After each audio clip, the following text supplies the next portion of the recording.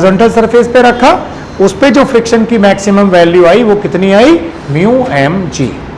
ठीक है, अब हम पढ़ेंगे अगला टॉपिक जो आप सभी के लिए भी नया है, friction on an inclined plane. Friction on an inclined plane.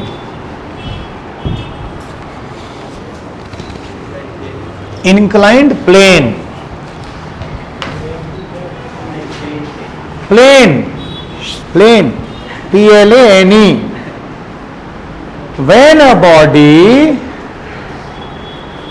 when a body is placed on an inclined plane,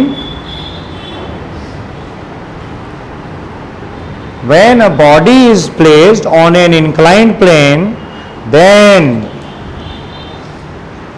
the value of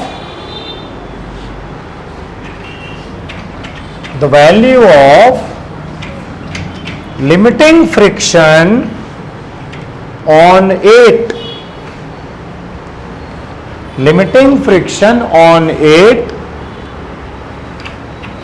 can be calculated as under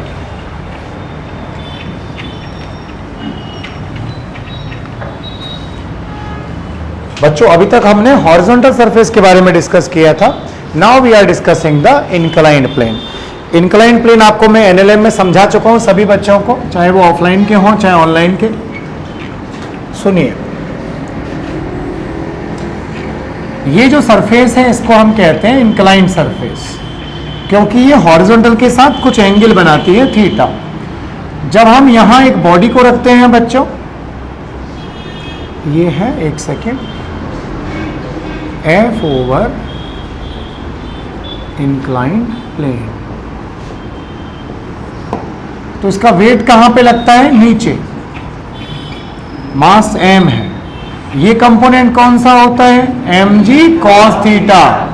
body को नीचे कौन लाता है, शाबाश, क्योंकि ये थीटा, ये 90 माइनस थीटा, ये थीटा, तो थीटा की तरफ कॉस होता है, परपेंडिकुलर उसके क्या होता है बच्चों, साइन। अब जब बॉडी नीचे स्लाइड करेगी तो इसको कौन रोकेगा स्लाइडिंग को, फ्रिक्शन। फ्रिक्शन कहां लगता है, opposite to the slipping tendency. तो इसका अगर लोअर पार्ट देखें तो ये सरफेस कहां स्लिप हो रही है, नीचे। फ्रिक्शन कहां लगेगा, ऊपर। फ्रिक्शन होता है म्यू इंटू एन। अब जरा ध्यान से सुनिए, normal to the plane, body जब नीचे आती है तो इंक्लाइन प्लेन को पुश करती है with the force of mg cos theta. तो सरफेस बॉडी को पुश करेगी, वो जो रिएक्शन मिला वो क्या है, नॉर्मल रिएक्शन, राइट। तो पहला इक्विलिब्रियम क्या आएगा, n is balancing the mg cos theta, so the value of friction limiting क्या होगा, म्यू n। बच्चों n क्या है इस केस में,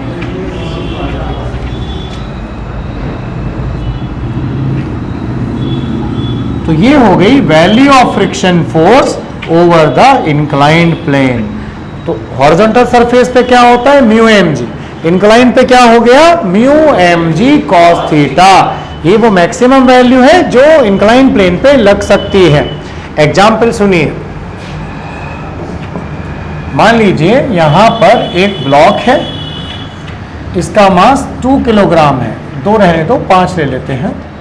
एंगल है 37 डिग्रीज, कॉफिशिएंट ऑफ फ्रिक्शन है 0.4।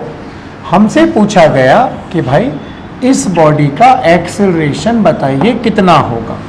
A body of mass 5 kg is kept on an inclined plane and it is released from the rest, then what is the acceleration of this object?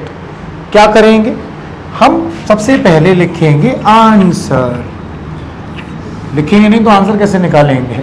तो ये क्या होगा, mg sin theta, 5g sin 37।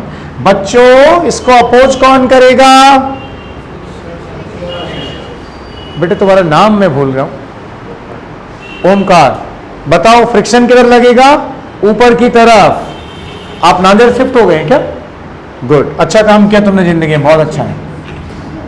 हाँ, जो online वाले बच्चे बेटा shift हो सकते हैं नांदेड़, आप भी समय खराब मत करो कोरोना वोरोना के चक्कर में, आप शिफ्ट हो जाओ। हम यहाँ पूरा सोशल डिस्टेंसिंग का पालन कर रहे हैं। एक डेस्क पे एक बच्चा बैठा हुआ है, वहाँ भी एक बच्चा बैठा हुआ है, इससे ज़्यादा खुला खुला बैठने को नहीं मिलेगा। तो ये फ्रिक्शन क्या है, म्यू mg cos थीटा। अब जरा देखो बच्चों, 5g sin थीटा में से mu mg cos theta calculate करते हैं जरा इनको। म्यू है 0.4, मास है 5, g इज 10, cos 37 कितना है 4/5। बेटा तुम भूल गए, बताया था ना मैजिक ट्राइंगल, 3 4 5 37 53, cos 37 क्या होगा, बेस अपॉन हाइपोटेनियस। शाबाश, 5 बन जा 5, कैंसिल, 16 न्यूटन। और ये mg sin थीटा कितना आएगा जरा चेक करो भाई, 5 × 10, 3/5, 30।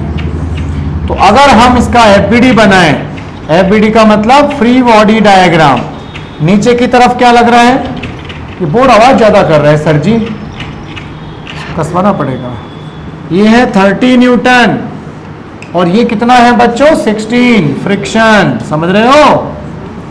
तो टोटल क्या हो गया, एक्सेलरेशन निकालने के लिए नीचे वाला माइनस ऊपर वाला, क्योंकि बॉडी कहाँ आएगी, जो ज्यादा होगा उसकी तरफ आएगी, यानी कि 30 - 16। मास कितना है इसका बच्चों, 5, नेट फोर्स अपॉन मास यानी कि 14/5, 2.8 मीटर पर सेकेंड स्क्वायर।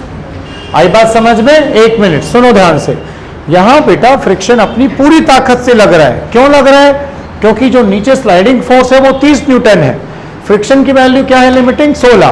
तो 30 ज्यादा है कि 16 ज्यादा है, तो डेफिनेटली फ्रिक्शन पूरी कोशिश करेगा कि बॉडी नीचे स्लाइड नहीं करे, इसलिए उसकी मैक्सिमम वैल्यू लगेगी। ओके, अगला एग्जांपल हम बोलेंगे जहां पे बॉडी को रोक दिया जाएगा। कॉपी करिए पहले इसको। तो इंक्लाइन पे लिमिटिंग होता है म्यू mg cos थीटा। बेटा आपको समझ में आ रहा है, गुड।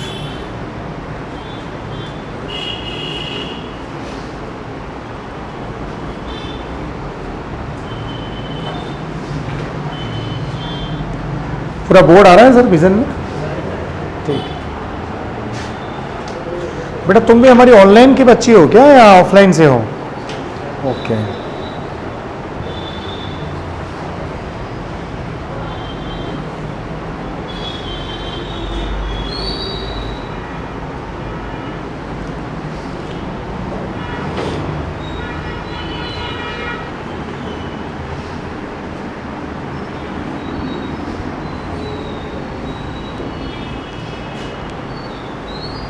तो यानी इंक्लाइन प्लेन पे limiting friction mu mg cos theta. दो फोर्सेस की लड़ाई होती है, एक mg sin थीटा नीचे लाने की कोशिश करता है और फ्रिक्शन उसको रोकने की कोशिश करता है।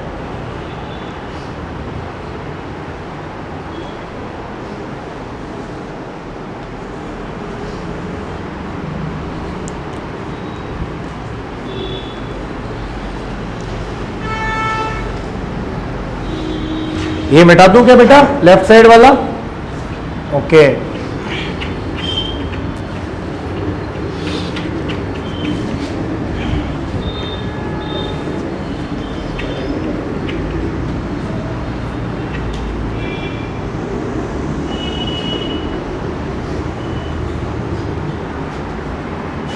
अब हम एक ऐसा सवाल लेंगे इंक्लाइन प्लेन का जहां पे हम कोफिशिएंट निकालेंगे।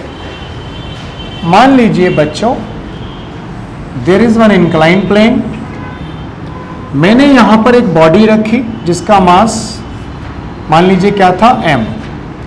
एंगल कितना दे रखा है हमको, सपोज 37 डिग्री, राइट। मैंने क्या देखा, जब मैंने इस बॉडी को रखा तो एक्चुअल में बॉडी कहां जानी चाहिए थी, नीचे, पर surprisingly the body remains at rest. Body नीचे नहीं आ रही है। भाई क्या होता है, किसी बॉडी को छोड़ेंगे अगर, बेटा पकड़ इसको, तो कहां जाएगी, नीचे। इंक्लाइन प्लेन पे छोड़ेंगे तो खिसक के कहां आनी चाहिए, नीचे, पर ये नीचे नहीं आ रही है। So if a body of mass m, m को भी बहुत स्पेसिफिक कर देते हैं 10 kg, is placed on an inclined plane with angle of inclination 37, then body is not sliding down, यानी बॉडी रेस्ट पर ही है, वहीं की वहीं रुक गई। तो ये बताओ कि बॉडी पर फ्रिक्शन कितना लग रहा है, दूसरा कोफिशिएंट ऑफ फ्रिक्शन कितना होगा। कॉपी करो और सॉल्व करो, 2 मिनट आपके लिए।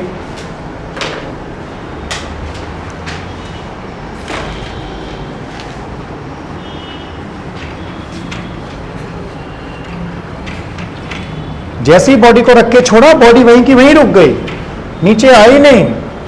तो ऐसा क्या हो गया भाई कि बॉडी वहीं रुक गई है?